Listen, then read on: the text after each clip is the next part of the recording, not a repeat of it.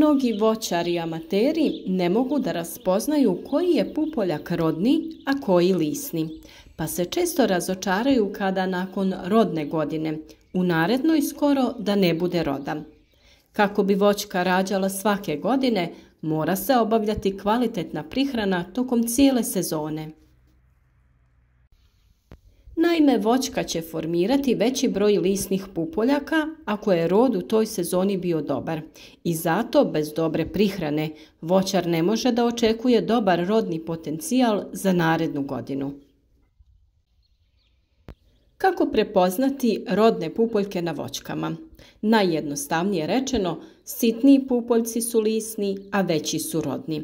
No, gdje su pozicionirani? To je upravo tema današnjeg videa, a ukoliko želite znati više o uzgoju voća i povrća, zapratite naš kanal. Podržite naš rad sa lajkom ispod videa i podijelite u komentarima vaša iskustva. Cilj naših video savjeta svakako je da pomognemo drugima da budu uspješniji, jer i mi smo jednom bili na početku. Za početak nešto jednostavno. Vodite se ovim pravilom. Veći pup daje rod, a manji pup daje list. Jednostavno rečeno, sitniji pupoljci su lisni, a veći su rodni.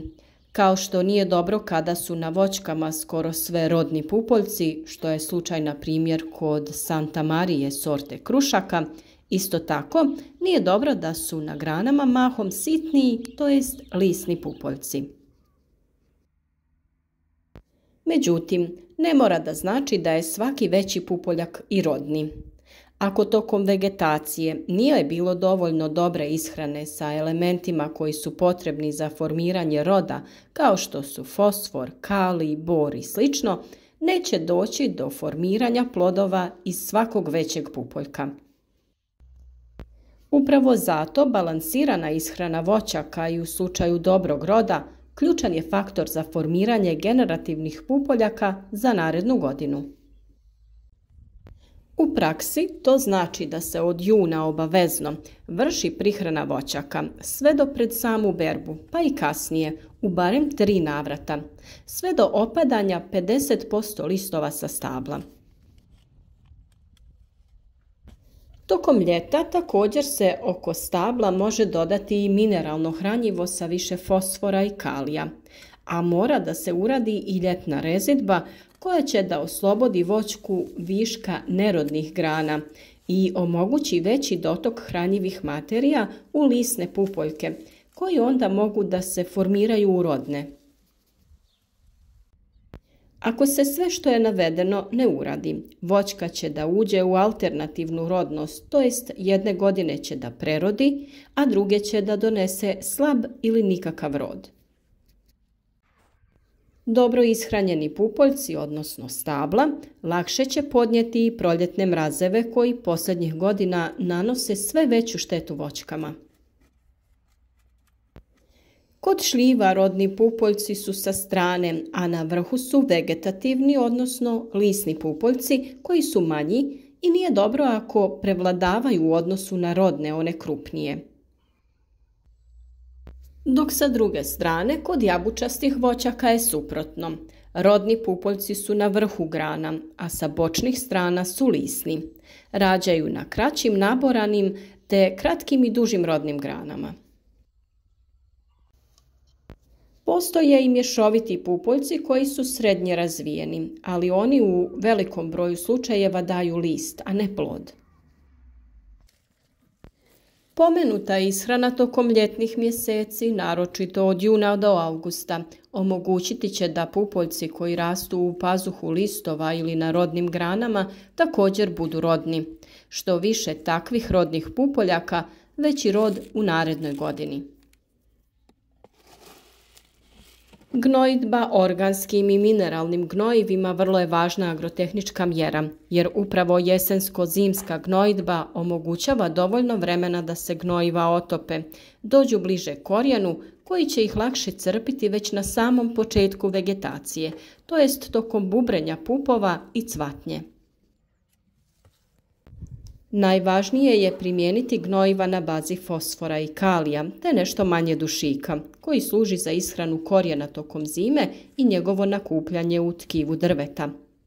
Najbolje je prirodi vratiti ono što nam je priroda i dala, kao što kompostiramo biljke i to koristimo kao hranjivo, jednako tako koristimo drvo za ogrjev, te pepeo kao produkt toga koristimo kao važno hranjivo u našem voćnjaku.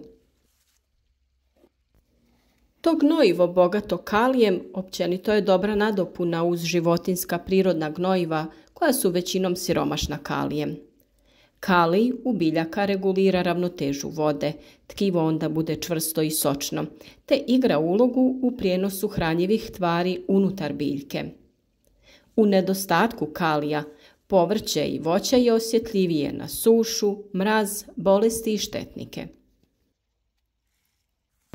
NPK ili prirodno hranjivo sa više fosfora i kalija koristi se prvenstveno iz razloga što voćke u fazi mirovanja ne usvajaju ova hranjiva, a azot se lako pod utjecajem padavina ispira i prenosi u dublje slojeve tla gdje je nedostupan voćkama, dok se fosfor i kalij sporije razlažu i dostupni su biljkama u dužem vremenskom periodu.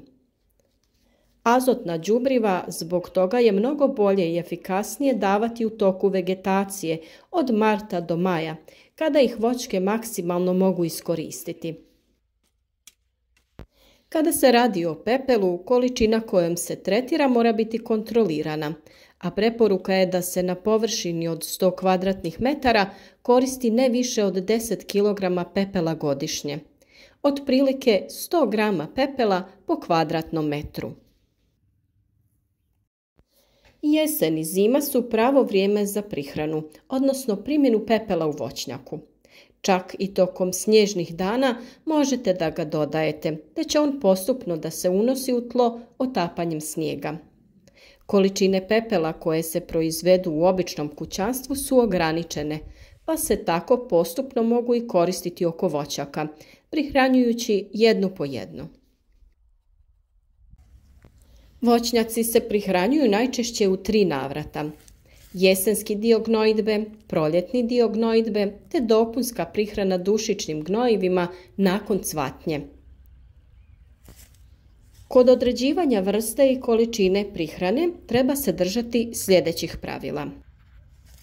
U jesenskom dijelu gnojidbe unosimo NPK hranjiva. To je dio gnojidbe u kojem vraćamo tokom vegetacije iznesene količine hranjiva, fosfora, dušika, kalija, magnezija. Količine određujemo u odnosu na proteklu vegetaciju.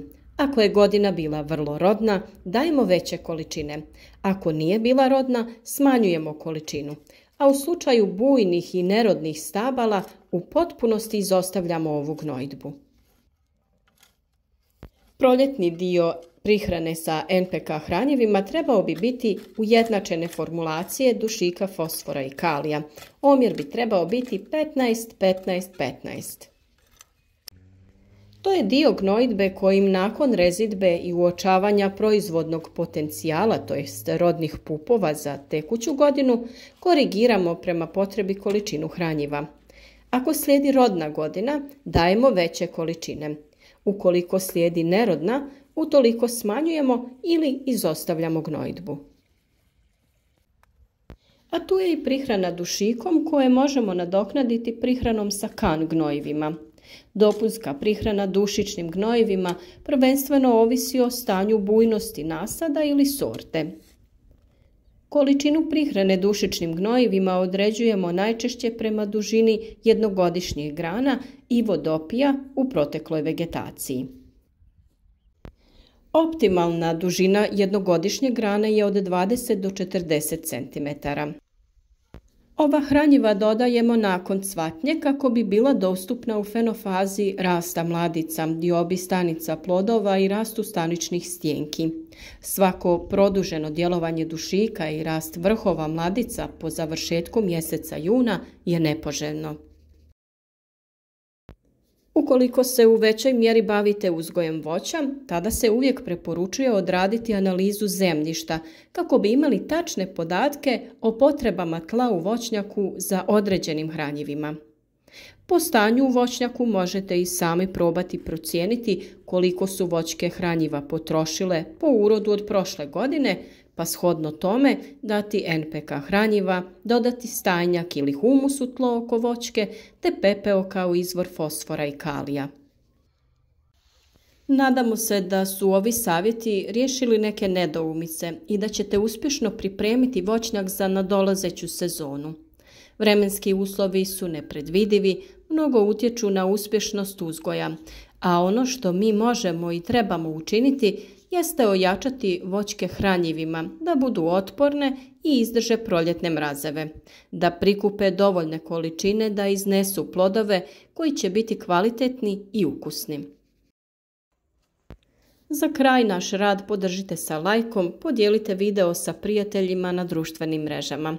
Pišite nam vaša iskustva u komentarima i ostanite s nama i u narednom periodu kako bi zajedno uživali u blagodatima prirode.